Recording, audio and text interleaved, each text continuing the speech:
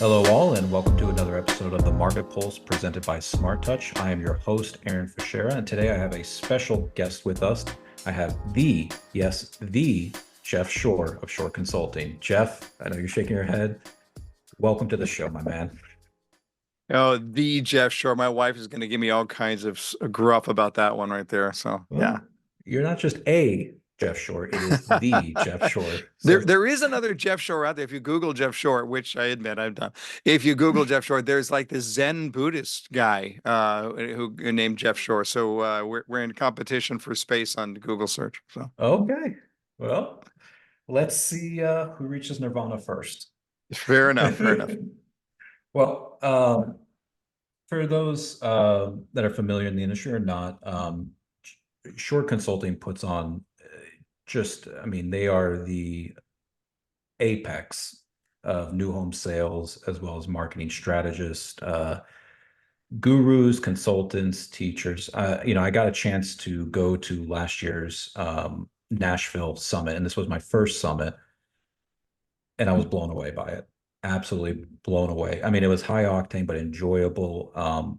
Big shout out to the Shore vendor network, like the Aerial Group. A lot of great connections and a lot of great just individuals, both on the vendor and the participant side. And I know we're going to jump into that, but first, Jeff, thank you for putting that on and being kind of that beacon, as well as the Shore Consulting. But for the audience, how'd you get started in the industry? Where did it all begin? Yeah. I majored in real estate and went to a career counselor, and they laid it all out for me. And none of that is true. I actually, I mean, I always had an entrepreneur calling, but I'll tell you where it really began. I was waiting tables at a steakhouse in the San Francisco Bay Area. And you wait tables. For those of you who waited tables, you get home late at night and you're just wired, right? You can't go to sleep. So I'm watching this late night infomercial about how you can make like an enormous amount of money using other people's money and no money down buying real estate. And I was like, this is awesome, Sold. right? And Yeah. yeah, absolutely. And I'm just a kid, but I bought the cassette tapes. That's how long ago this was. I bought the cassette tapes and I went to the seminar. And as it turns out, that guy who put on that thing eventually went to jail. Most of it was illegal, but it just sort of whet my appetite for this thing called real estate. And so I got my license. I was in resale for a few years, did not do well. Went to work for what is now KB Home. It was Kaufman and Broad at the time, and I just fell in love. I just absolutely fell in love with new home sales. I knew this is where I was supposed to be. This is the industry that I wanted to be a part of. And I stayed in that organization into management, eventually became national sales director for KB Home. Again, it was Kaufman and Broad at the time, but it was just so fun and just so fascinating. It was just so interesting to me, and just met so many great people along the way that have had a profound role in my career. And I like to think that I've served them in return. It's been a great ride. Well, I mean, you've definitely seen the gamut and the changes, and I know we're going to talk about trends in today's episode. Um, and it's kind of funny, I always pose that about how do people get into the industry. And I like to think 90% had no intention of ever being a part of real estate, and they just happened to come and fall in love with it. Yeah, my degree is in organizational management and business management, and which certainly served me well, but it had nothing to do with real estate. And I do think that, especially on the sales side, there is a relatively low barrier to entry, but there's also a high turnover rate because people jump in, they figure out I'm not cut out for this, and then they jump out. For those who do, it can be obviously a long-lasting and lucrative career for sure. Well, and to that point, what's been a hallmark, especially in the industry for sales, has been your one of your greatest contributions, in my opinion, is the 4-2 formula, as well as the academy, which has kind of allowed to decrease that turnover. Would you be able to provide a little bit of the core pillars or kind of the concept behind 4-2 for those that might be interested? Sure. Yeah. If you look at it it starts by recognizing that, and it was a light bulb moment for me to recognize that I've always been interested in the way that salespeople sell. But my career changed when I became intensely interested in the way that buyers buy. And if you can figure out the way that a buyer wants to buy, then you can reverse engineer the sales presentation to make it easy for them to do what they want to do anyway. And so that's what I really wanted to do. I wanted to get into a buyer centric positioning first. So before I created the 4-2 progression, I had first created what we call the buying formula. Mhm. And if you apply this to anything that you've purchased recently, okay, a home, a car, a pair of shoes, a sandwich, it doesn't matter. There is a formula where, as a customer, you kind of work through this subconsciously, of course, but you work through this in your brain.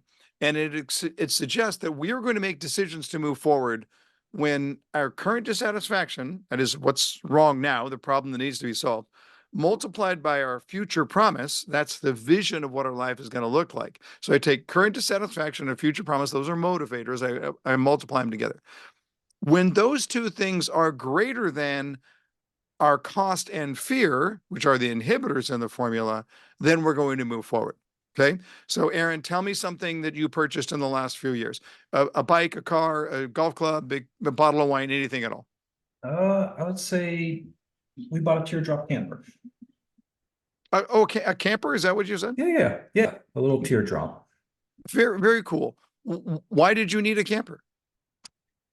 Middle of COVID, there was not much to do recreational wise. Everybody was trying to figure out, as well as we have a background in camping, so it kind of filled this, you know, this kind of harking back on old days of going out on camping trips with, grandparents, family Yeah. members. All right. So that's all I need to know. Because when you look at COVID, it was disastrous for a lot of people. It was really good for some industries, the RV industry Bikes, being one of those, yeah, right? For I sure. contributed to it. Absolutely. And so you looked at it and you said, and by the way, I've never been a camper, but in 2020, we rented an RV and drove north because that's about all you could do if you Yeah. wanted to get out of town, right? But what happened there during COVID, that current dissatisfaction, I need to do something. I need to get out. I need to be alive. I need to feel free. I'm cooped up in my house. And that current dissatisfaction was rising and rising and rising. And because you always already had camping experience, you ended up with this future promise of what your life could look like if you made this decision. And when your current dissatisfaction is sky high and the future promise is sky high, then the cost and fear issues, they tend to diminish. They're not nearly as important. And you can work that universe. I can apply that formula to anything. If a food server comes by at the end of the meal and says, "Would you like a piece of cheesecake?" Right? And then I can look at it and say, "Well, am I still hungry? There's my current dissatisfaction. Does that cheesecake look good? There's my future promise. Can I afford that $8? There's the cost. And am I concerned about what it's going to do to my waistline? There's the fear." And I can balance all those out together. And if the current dissatisfaction times the future promise is greater than the cost and fear, I'm going to move forward. All of that transpires in a very short period of time, but every customer has to work their way through it. They just don't know it in real time. I mean, how do you train a salesperson to get to that kind of minute level? Because I definitely understand in concept, especially pleasure and pain or fear and gain. Those are huge motivators. So, you know, usually you get kind of salespeople, you get this kind of conjure up, I just got to make the sale, I got to make the sale, Right. Right. Yeah. but Yeah. I think part how of do it you is, retool? yeah. And that's where that buying formula gave way to the what we call our 4-2 formula, which is really sort of it's the textbook for everything that we teach at Shore Consulting. And it allows for a structured framework for the sales process. So anybody who knows me knows I'm not a script guy. I'm not a big fan of, here, memorize this exactly the way that I have written it and make sure you ask it the way I wrote it, even though it's not in your voice. That's not my jam at all. But on the other hand, the idea of just showing up and faking it, I'm not a big fan of either. There's got to be some sort of structure. And the problem that I was able to recognize early on is that in most sales presentations, not just in new home sales, but in most industries, most sales presentations are all based upon, and the questioning there is based upon what the customer is moving to. Mhm. Right? How many bedrooms are you looking for? 1 or 2 story? Do you have a square footage in mind? Do you have a price point? Do you have a home to sell? Or you're working with a realtor? All of these things are about what a customer is moving forward to. But there was very little questioning in the way that I was trained up about what the customer is coming from, about what motivated their purchase decision in the first. Why did they start looking? What problem needed to be solved? And it became clear to me over time that the more we understood what the customer was coming from, the more that sale would roll out right in front of us. Like they would literally show us how to sell them a home if we understood what was going on. So, I'm just thinking last year, my wife and I purchased a car. Well, why did we do that? Well, we had this 10-year-old kick around SUV.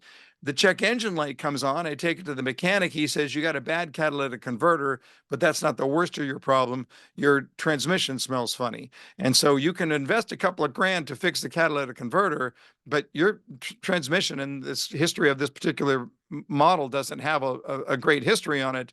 You're going to be spending, 7 grand down the road for a 10-year-old SUV. So I said, well, forget it. Let's sell it now while we can, and then we'll buy a new car. Now, I asked myself the question, how important is this information to a car seller? Right? How important is it that they would understand that journey? And the answer is apparently not very important because it's not what they're asking. They only ask about what you're moving to. But think about how your eyes would light up if you were a salesperson understanding what they're coming from. So Mhm. that's what the 4-2 progression is all about. It's to start by what you're coming from. What's the pain point? What brought you to this place? What is not working in your home? Then to move into the future and what you want your life to look like. And once we do that, we can sort of recraft that back to the customer and say, this is what I'm hearing you tell me. Did I get that right? But it all begins by understanding the buyer's journey. And to that point, are you seeing any common trends or pain points that customers are running away from in today's time that may be different than previous, or are we still operating from that same kind of move going to something more? Yeah, good question on a couple of different levels for where we are today. And when I say Mm. today being, the spring of 2024, first of all, it's important to note that, and this was some research was done several years ago, but I don't think it's changed that much. Uh, the motivation to move is about 50-50 between something's not right with my home or something changed in my life. Now, half the buyers move because something is not right with their home, insufficient, and they're dissatisfied there. Half because I had a life change, a job change, a marital status, a kid involved, whatever it happens to be. That's important to note because most of the questions that get asked by salespeople are not about what goes on in their life. It's about what's going on in their home. It's bedroom count and square footage and time frame and all of that stuff. But I do think that what we are continuing to see now in an atmosphere of much higher interest rates Mhm. is that if people are going to buy, it means that there is a significant dissatisfaction, not a little dissatisfaction. There is a significant dissatisfaction. So the argument is right now that people are more motivated to purchase a home than we have seen in a long, long time. It's not like they're thrilled about paying 7.5% interest rate, but they need a home. So now we go back and we say, what's not working? Why can't you stay where you're at? So we're finding that common dissatisfaction in regards to the fact, and we saw this certainly starting in COVID, but it hasn't let up. Mhm. Uh, I was already dissatisfied with my home. Now I'm working at home. Now I got a homeschool. Now my kids are getting older. This is not working for me. And so right now the trend is more about things that are going wrong in their home than things that are going wrong in their life. That makes sense. Do you feel, everyone talks about the locked in effect that people don't want to leave from a 2.75 from, it's almost as valuable. The loan itself and the interest rate is almost as valuable as the house itself. You know, is it more of kind of a indicator that if you see somebody home buying at this point, that they are more ready to buy than the past Yeah. because Let's run that through the formula, Aaron, because Mhm. remember we said that current dissatisfaction times the future promise has to be greater than the cost and the fear. Well, the cost factor right now is so high with you're going to buy today versus 2 years ago. And what does that mean? You're going to spend $100,000 more and you're going to pay 7.5% versus the 3% you could have got 2 years ago. So your payment that was going to be $1,800 a month is now $3,800 a month. Mhm. That cost and the perception of that cost is so high that you know what it causes me to do?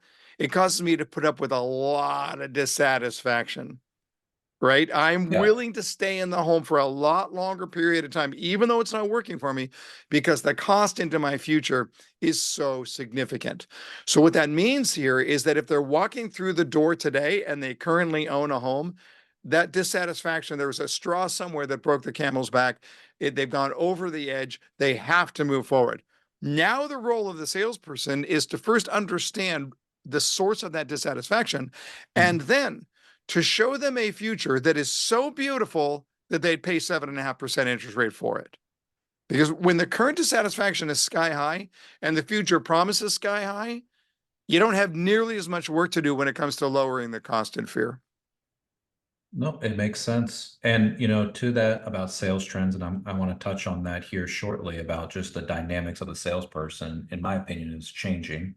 But I want to bounce that off you. But I want to kind of keep this in chronological of short consulting because we go from a bright-eyed waiter out of a steakhouse to a mogul that's bringing in new ideas, new frameworks, to then the construction of short consulting, where you have some really amazing people. And I see in the background there, Ryan Taff, one of the key, I mean, getting back to not starting from somewhere, his literary background. I mean, every time we talk about, you know, some sort of Joseph Campbell, the hero's journey, or some sort of literature, which, you know, it just adds a whole nother dynamic. But then it got me thinking, how'd you assemble these Avengers?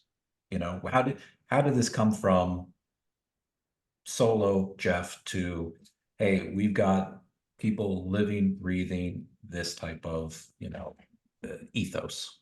Yeah, yeah. Well, look, the short consulting just we're this year we're celebrating our 25th anniversary. But for the first half of that journey, we really weren't growing at all. I think I was growing a personal brand, a voice in the industry, but I couldn't grow. I couldn't even sustain. Right? I mean, I was on the road like all the time. And the problem is when all I'm doing is delivering, that I'm not creating.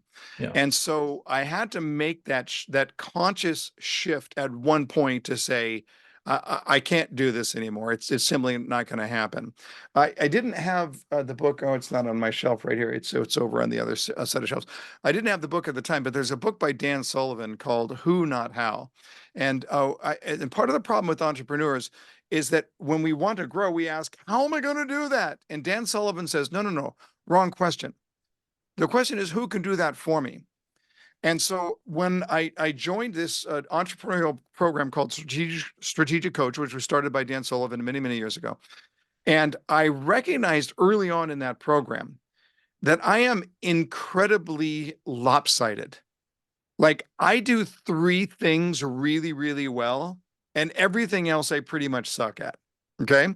And so how I managed to go 12, 13 years on my own with just me and Cassandra, I don't know how I did that because there were so many things that I didn't know how to do. But it became a tremendous advantage. Like at one point, I thought, I'm going to be a division president in the home building industry. I would have made a lousy division president. I'm really good at what I'm really good at, but I'm a lopsided wheel on everything else. So that's where I credit people like Wade Mayhew, who's now the president of Shore Consulting, who has got the broad strategic mind and can handle 1,000 details. Details drive me nuts. If you send me an email with more than 3 bullet points, it's pretty sketchy whether I'm going to even read it at all. So I just I get lost on that stuff. But Wade handles all of that stuff that I'm not good at. Then I find Amy O'Connor, who is one of the most amazing presenters I've ever seen. So she starts training my stuff in many ways better than I could train my stuff. Then Ryan Taft comes along. And as it turns out, my own son, Kevin, is a marketing whiz. So he joins the organization. And so what happens here? We've got that core group of people. And now I'm looking at it and I'm going, we are more successful, we're growing, and I'm having so much fun. And so that's the idea, is that it has freed me up to be able to contemplate, to be able to do content creation, to be able to figure out how we're going to grow up on this level. And then I have a lot of people that are way good at the details that I'm just not good at. Well, and to that point, I mean, I I completely agree. You want to strengthen your strengths. You know, if you ask someone to do something that's not in their core competency, at best they'll be Yeah, mediocre. right. Which is what I was So trying to do, right? Just sort of shore up, if you will, my mediocre strengths or my horribles. I don't know. I honestly don't know what I was doing. I don't know how it worked. I really don't. it's definitely right people, right place, right time. Yeah, And right. well, and you know, over that 25-year lifespan, and where you are today, and first, congratulations on 25 years. Thank you. Thank you so much. Yeah. That's a wonderful achievement. How do you know, and you're able to think at the higher level, how do you still remain, you know, not relevant, but how do you continue to provide information program relevant in today's age, especially how rapidly, you know, maybe the last 3 to 5 years has changed the industry? You know, Yeah, what are well, some it's things you guys do in the workshop? You know, maybe. yeah, that's a great question. That's an important question, not just for me, but I think for everybody there, Aaron, to ask themselves, are you spending all of your time just producing which you've already done, or are you thinking, let me put it another way. Are you spending all of your time chopping down the tree, or are you spending any time sharpening your axe, right? Mhm. So for me, like I stopped doing client sales training several years ago, and where I was out on the road, you know, week after week. And there were really two reasons why. I had Amy, I had Ryan. Later on, we had Michelle Bendine and Mary Beth Berry. And I looked and said, they're better than I am. If they can train better than I can train, then why should I should do something else. But I also looked at it and said, what's the greatest value that I can bring to the organization? Because there's no question, I can add a lot of revenue to the organization if I'm out training. But the greatest value to the organization, and more specifically to the clients of our organization, is if I'm constantly looking to say, where is our new content? Where is that coming from? So when COVID hit, for example, and there it was a March 14th when Tom Hanks announced he had COVID. And when America's dad has COVID, you know, stuff's getting real. And Mhm. in that whole week, you know, and the NBA cancels its seasons and everything just shuts down like that. And immediately we're like, not how do we move our business online? The question is, how do we teach our clients to move their business online? And we went into full blown scramble mode. Well, you know, if I had all client commitments where all I was doing was training, I wouldn't have had time to be able to create all of the modules that are created on how to sell virtually. So I've just continued that forward. Even just this morning, I did a whole, I do a lot of free writing. Or I'll sit down and set a timer for 10 minutes and I'll ask one question and then Yeah. I'll just riff on it for 10 minutes, scribbling as fast as I can. And I just put the notes up here. This is this morning's free write. And so I'll take that and then I'll look at it and I'll say, okay, well, what did I pick out of that? And I'll go through it. I'll say, that's interesting. That's interesting. I can run with that. Then I'll put a thesis together and I'll put a quick outline. Then I'll run it through AI and I'll ask, what am I missing here? Then I'll start to model it and say, what does that look like? And how do we train it into something that we can actually send to our clients? And I'm going to tell you right now, Aaron, that was a morning well spent. Yeah. I mean, I came up with this concept called relational allegiance and what it means, and I just riffed on it, and it gives me. It doesn't take energy from me; it gives energy, and I think that's one of the ways that you can tell in your career whether you're doing what you're supposed to be doing. If you're Mhm. doing what you're supposed to be doing, it shouldn't sap you of energy; it should give you energy. And I feel stronger and healthier and more well balanced today than I have at any time in the last 35 years of my career. Well, this is excellent. And you know, I would be remiss if I didn't, especially with my audience, relationship allegiance. Relationship allegiance. Relational allegiance. Yeah. You want to know Relational what that allegiance. is? I'm So curious. yeah, it started actually last week from a client, and the source of so much of the source of my learning is I spent so much time talking directly to clients, sales managers. We also have a sales advisory council, 30 top performing sales reps all around the country. These are high performing sales reps where we get together on a video call. I pick their brain. They tell me what's going on the front line. But I was talking to a manager who said, we're having a hard time because we don't need to negotiate, but our salespeople kept coming to us and saying, our customers are asking for this and they're asking for that. And so I challenged him to say, might part of the problem be that your customers don't feel a relational allegiance to your salespeople? That is, the more I feel like I have a loyalty to a salesperson or an allegiance to a salesperson, a commitment to a salesperson, the less likely it is that I'm Mhm. going to ask for more. And if I do, ask for more, and that salesperson comes back and says, appreciate you asking, totally makes sense, here's why we're not going to do that, then I'm going to back down and go away. So the problem might not be having anything to do with the negotiation skills. It might have to do with the depth of the relationship or the lack thereof that's preventing that relational allegiance, and that's why they're coming to you. Now, the fact of the matter is, uh, this is true story. The client looked at me and he said, relational allegiance. I've never heard that term before. And in my mind, I'm like, that's because I just made it up. I mean, so look, sometimes I just sort of connect dots in my brain and I throw it out there. It's not the phrase. It's like, does it make sense? Did it pass the Yeah. true test? Right? Is that something that's going on?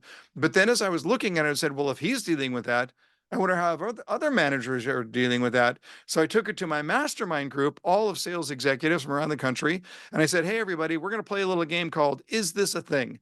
Let me tell you what relational allegiance is, and you can weigh in. Should I talk about it? Should I not talk about it? And they said, run with it, Jeff. And there we go. So it's all a collaborative effort with really smart people around the industry. And at the end of the day, yes, it does tend to have my name on it, but it always initiates or originates with clients. Yeah, especially in that community. Well, it, you know, if you mind me contributing to the relationship allegiance conversation, Please. how do you feel that dynamic is changing? Because it's based on kind of synchronous conversation, building that bond, working. But we're now, what I've seen, especially in the marketing websites, so forth, more and more of the buyers shy away from that interaction, that they want the first interactions, that there's kind of a growing trend towards maybe a U-tour, or hey, I want to go and collect all this information before I interface or talk with a human being. That's part one. And then the other is, is there other skills that sales individuals need to learn in order to develop that higher sense of trust and allegiance?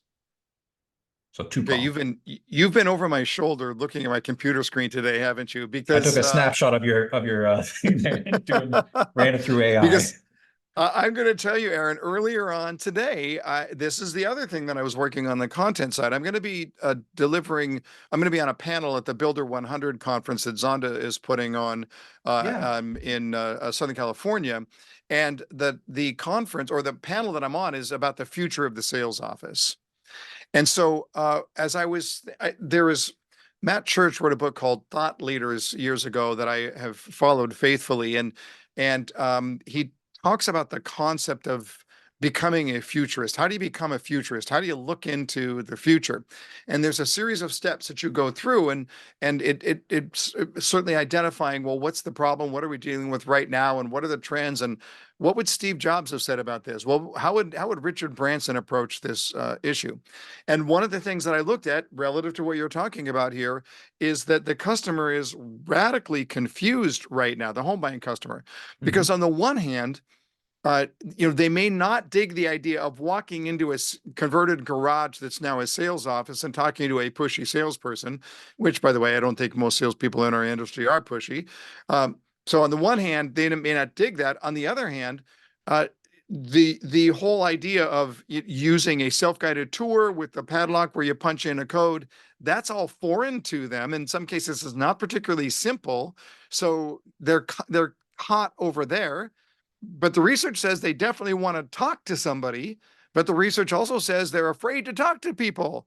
So what do we do with that? And so one of Mhm. the things that I came up with today, I'm going to be sharing this at the conference, so don't tell anybody if you're watching this. Why don't builder websites have a virtual sales office? Why, when you click through to a community, why isn't there a tab there that says visit our virtual sales office? And in that virtual sales office, to be able to see a video of the salesperson, not just a name or and a phone number, but a video of the salesperson saying, my name's Amy. This is what I love about what it is that I do. I can't wait to meet you. I'm going to take really, really good care of you. Just that much right there would so deeply affect and lower that friction point that the customer is carrying in for the first time. So if we know that 90+% of customers are going online, they've already been on Smart Touch, they've already seen what's going on there. Why don't we add something there on the relational side that makes it easier for them by the time they walk through the door? And there may be builders out there doing it, and so I don't want to steal their thunder on this, but why not? Yeah.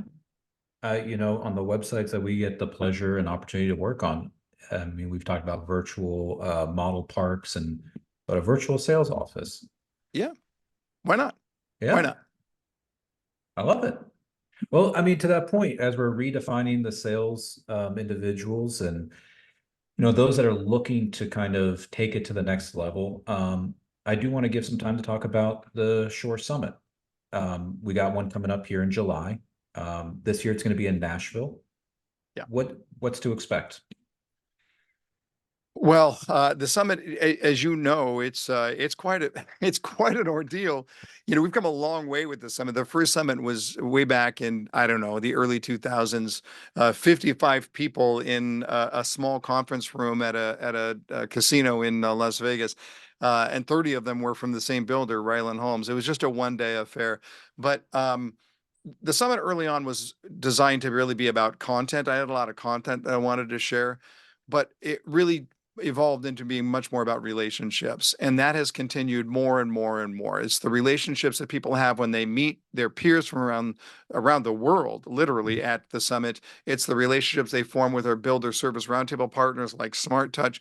It is just very, very special. But when we first got into the table talks, that became the game changer for people to be able to get to know one another and really deepen those relationships. But this year, we're moving into separate tracks for the first time. We'll hold general sessions that span the sales and marketing world, the executive leadership world, but then we'll have separate sales and marketing tracks so that people get specialized, focused on what they need the most. Really, really excited. So my team will be running the sales tracks. Molly Elkman's team will be running the marketing tracks, and it's just going to be bigger and better than ever. Last year was a record by a long way for the number of people. We're going to blow past this year for sure. Looking forward to it. Jeff, I know as we're kind of coming towards the tail end of our series here, what advice, I always ask this to kind of as a closing remarks, what advice do you have for young or upcoming industry professionals? What should they be mindful of with the changes in the market? Or just Well, tried and true, yeah, no. I think there are a couple of things. First of all, just in general, and I always try to teach this to my children, you'll be rewarded in life relative to the value that you bring. Okay. So if you want to do the minimum required to get by, okay, fine. That's your prerogative, but don't expect big and lasting rewards. But one thing that all successful people have in common in this industry is that they all did way more than what was asked of them.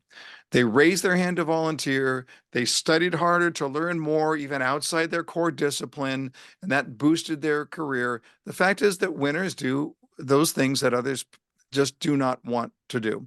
And that's what I would encourage people who are coming into the industry. How do you master what you are doing first, but then just dive in? This industry is so fascinating. There are so many different aspects. Learn it all. The natural human tendency is to hit that plateau of growth. And then we just say, I know what I need to do to my job. So I'm just going to sit very comfortably right here. Well, the whole time the world around you is changing.